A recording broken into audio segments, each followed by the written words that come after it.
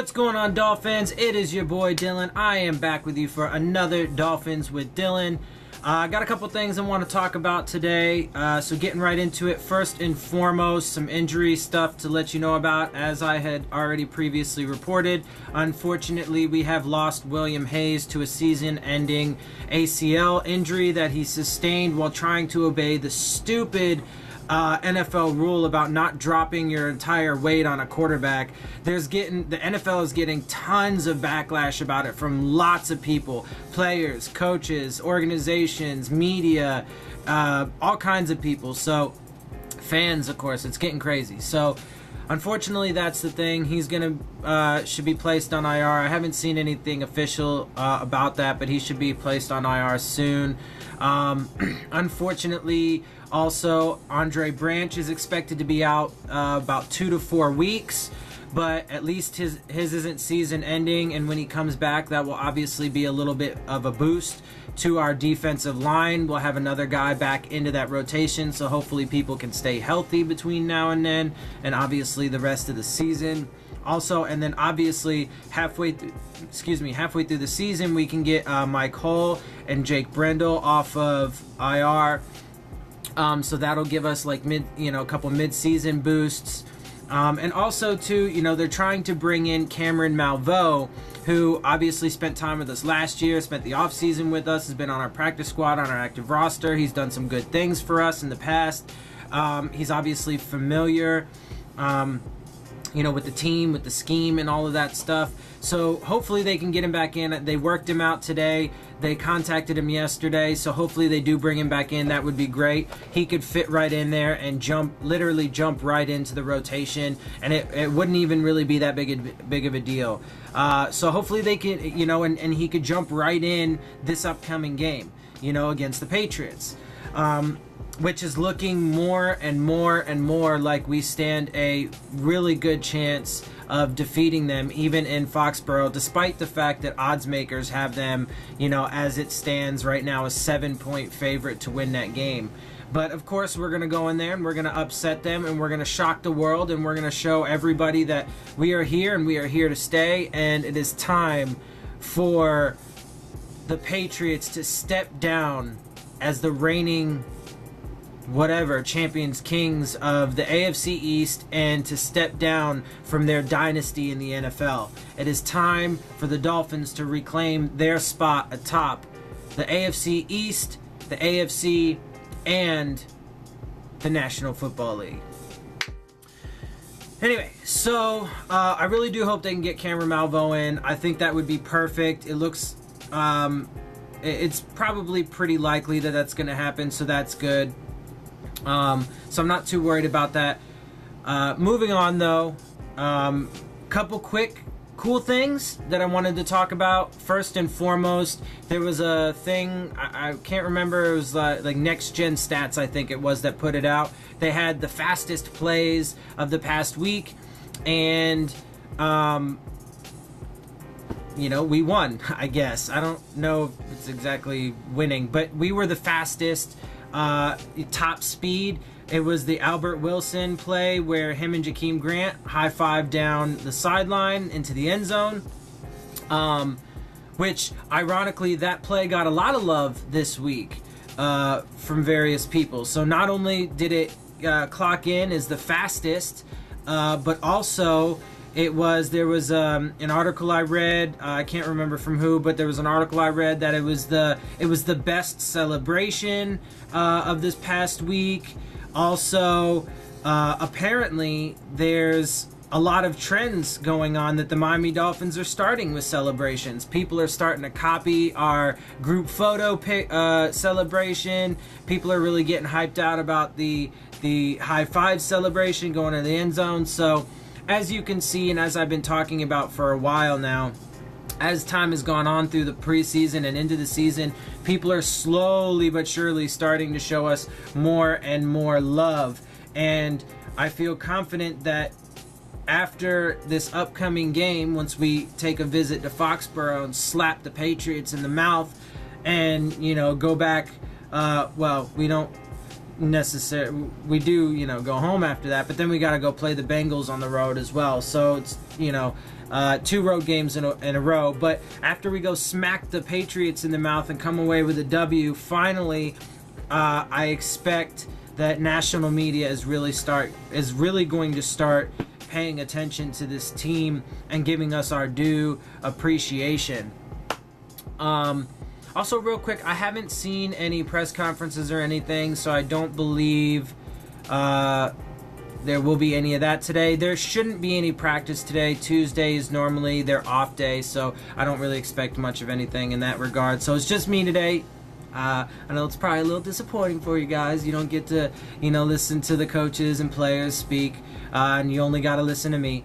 But it is what it is for today. And like I said, did have a couple things I want to talk about. So there's that, some fun stuff, some obvious, injury updates and whatever. But it's not I don't think that's going to be as crucial a thing as it might seem. It sucks losing Will Hayes for the year, and it sucks losing Andre Branch for a few weeks, but we'll be okay. I don't think it's going to hurt the team too bad. We should also have Rashad Jones back for this game, which will be huge. That'll be a big thing. I know he's going to want to play for sure.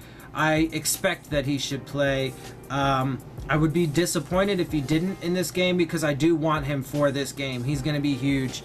But the Patriots are honestly looking weak, and I really think that we stand a chance to go in there and, come away with the victory. I mean, they're not looking good on defense. They're not looking good on offense.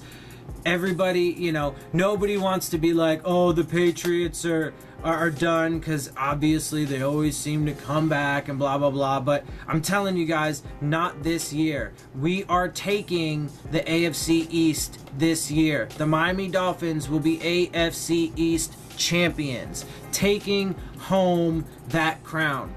And, I've also been saying for the past couple years that the Patriots dynasty is coming to an end. I mean, you can look at it from a lot of different perspectives. I mean, they lost Matt Patricia. Tom Brady's getting older.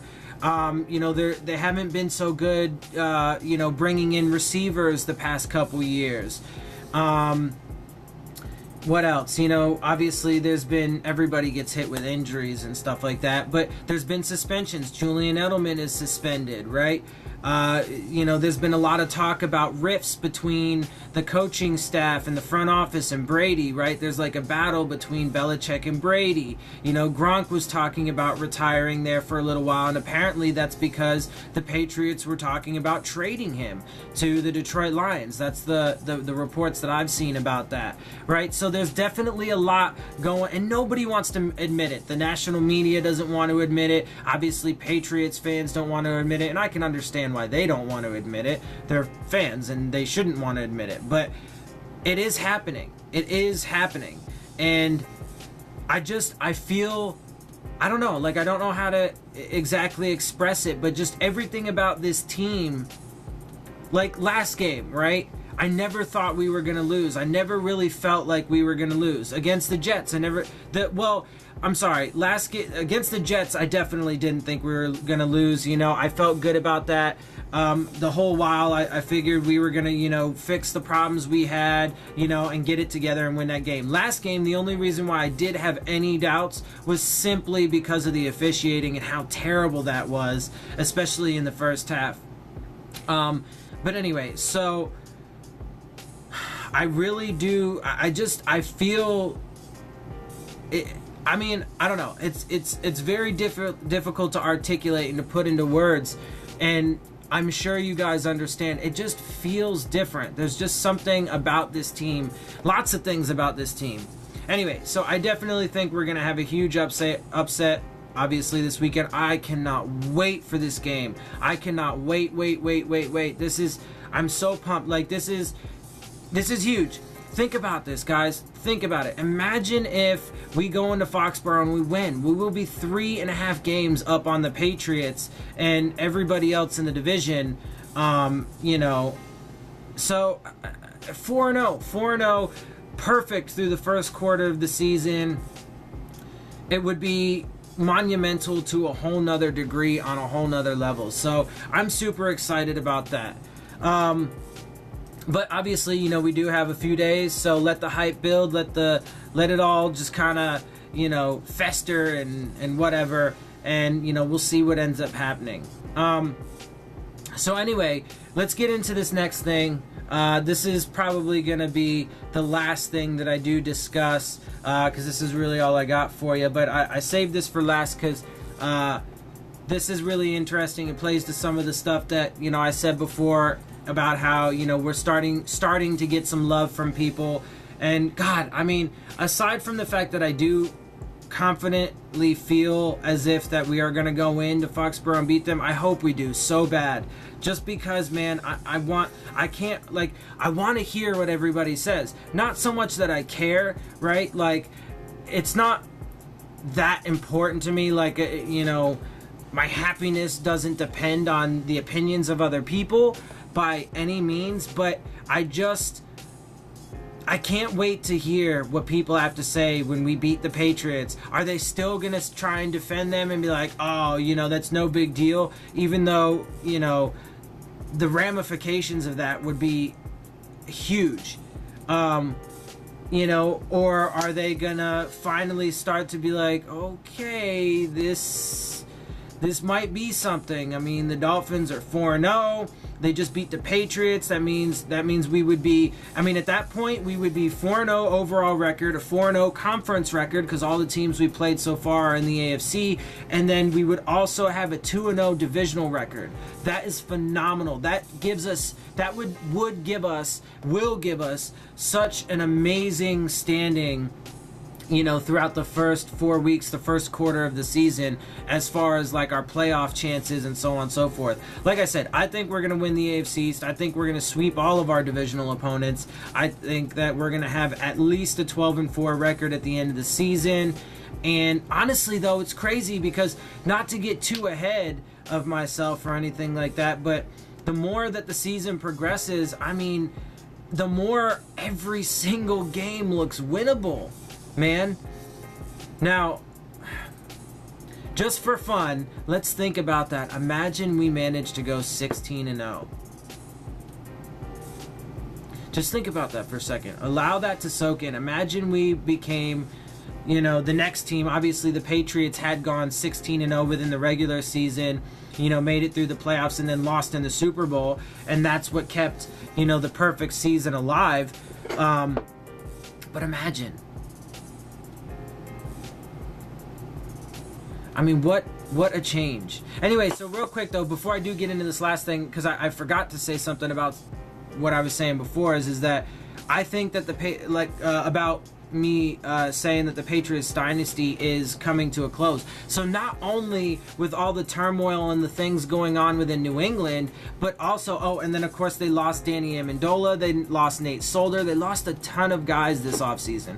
So it's just so much disarray, and I personally do, looking at it realistically, just from the data, just from all of the information, all of the different factors, it really does look as if the Patriots dynasty is coming to a close. But part of that, and I said this right from the beginning, when we hired Adam Gase as our head coach, that was the moment that that ensured the Patriots dynasty was not only coming to a close, but that we were going to be the team to rise and to take over, I don't know, power, I guess, within the NFL. We are, because I firmly believe that he is going to be the best things of, the best qualities from Bill Belichick and Don Shula, along with, Bill Parcells and Mike Martz and these other people that Coach Gase learned from. He's brilliant, and he knows what it takes, and he knows what he's got to do, and he finally has the team that he has wanted. And, I've been saying since we hired Coach Gase that was the move that ensured all of this. And we had that, surprise 10-6 season in the first season. Again, if you've heard some of my, old comments about it, I think that last year was a wash, in my opinion. I think that was absolutely more of an aberration of things than, what to expect. Because it was just, last year was one of those years that absolutely everything that could go wrong did go wrong for us. right from the jump. And losing Tannehill was one of the biggest problems with last year. So, but anyway, like I said, I think, and then this year, I mean, look at how it's going so far. Sure, yes, absolutely, it's only 3 games in, but I feel very confident that by the time we get to week 15, you know, or whatever, we're still going to be leading the AFC East. Anyway, so with that, let me go ahead and get into this last thing. So this last thing that I want to talk about, because I like to do this for you guys every week, I discuss the NFL power rankings. So I took this one. I've been using the Bleacher Report ones, but I think I'm gonna start using the NFL ones from the official site. So I'm getting into that.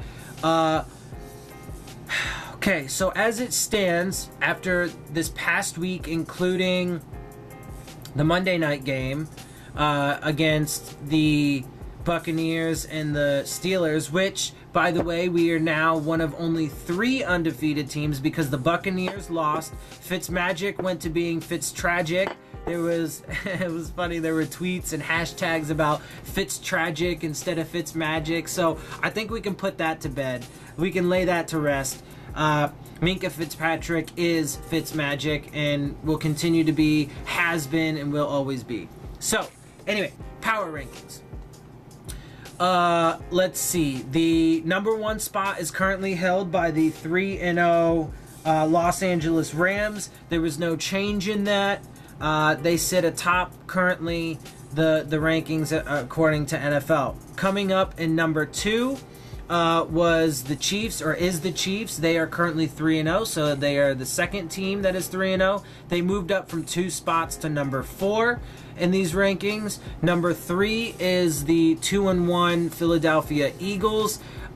They raised up 5 spots, and a good portion of that, a good reason for that is that they got Carson Wentz back, who obviously makes them so much better. So, they moved up, like I said, 5 spots to number 3. Jacksonville moved down 2 spots. They are 2-1. They are now number 4. The Panthers are currently listed at number 5. That moved up 5 spots. They are 2-1. The Saints are 2-1 at number 6. They moved up 6 spots. The Steelers moved up 9 spots. They are in 7th with a 1-1-1 record. The Tampa Bay Buccaneers dropped 1 spot to number 8. They have a 2-1 record. The Vikings dropped 6 spots to number 9. They have a 1-1-1 record. And then we come in, the Miami Dolphins, your Miami Dolphins come in at number 10.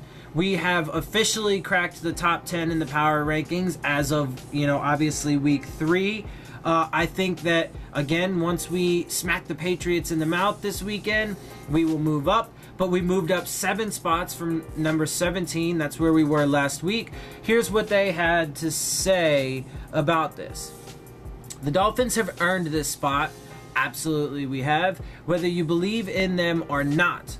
Absolutely I do, of course. Ryan Tannehill has played excellent football for three weeks running, highlighted by a 17 of 23 effort with 289 yards and 3 touchdowns against the Raiders. No picks either. Don't forget Albert Wilson's turn at quarterback.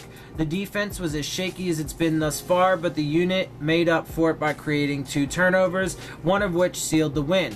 Concern, inconsistency in the run game. Miami must be effective on the ground to be more than a wild card one and done. I completely agree with that. I think that we will be better this week. I think they're going to clean some stuff up. And the Patriots are not... I know that the Raiders were like dead last in run defense, but they made a super concerted effort. If you watch the game and if you study the film at all, they made a super concerted effort to stop the run.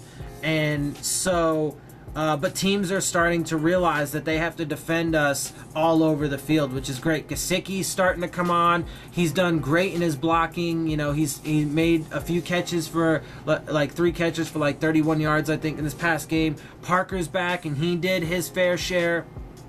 And man, we've got burners. We got guys that are going to make plays.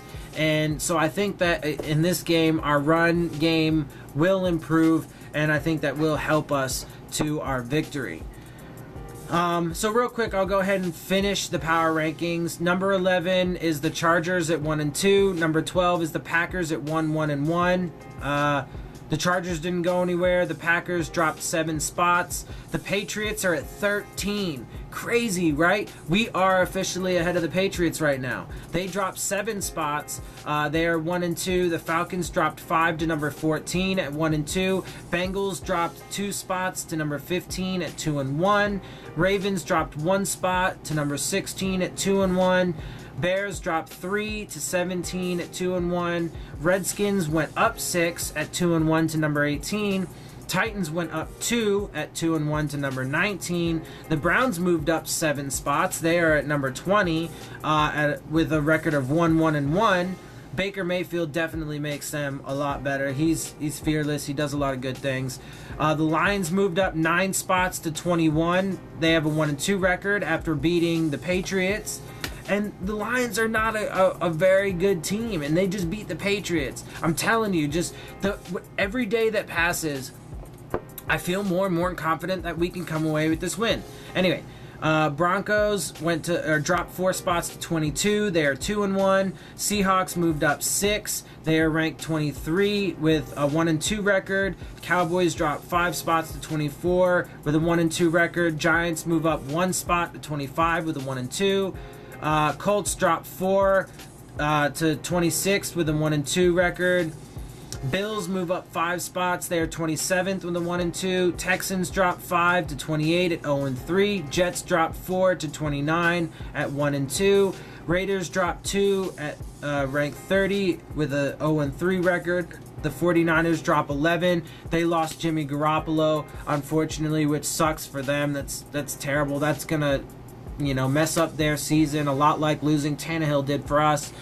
But so they are 31, ranked 31 at 1-2. And then the Cardinals come in last at 0-3. They dropped 1 spot. 49ers dropped 11 spots. It's crazy. But it has a lot to do with Jimmy Garoppolo. So anyway, guys, that's it. That's all I got for you.